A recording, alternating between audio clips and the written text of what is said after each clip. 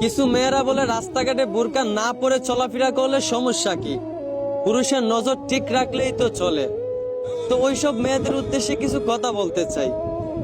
একটা নারীকে যদি একদিনের জন্য দুনিয়া দেখার জন্য একটা পুরুষের চক্ষু দেওয়া হইতো, তার পরের দিন থেকে ওই নারী বোরকা পরে নয়, তার শরীর রাস্তাঘাটে লোহা দিয়ে মুড়িয়ে চলাফেরা করত।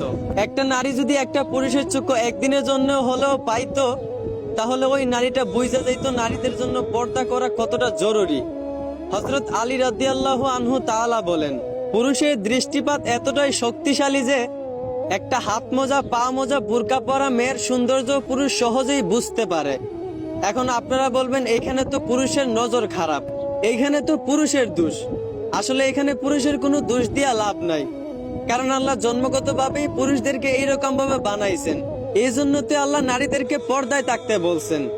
এই জন্যই আমার বোনদেরকে বলি, পারলে পর্দায় থাকেন, শুধু শুধু বেপর্দায় চইলা পুরুষের নজর ঠিক করতে বইলেন না। আশা করি বুঝতে পারছেন। ধন্যবাদ।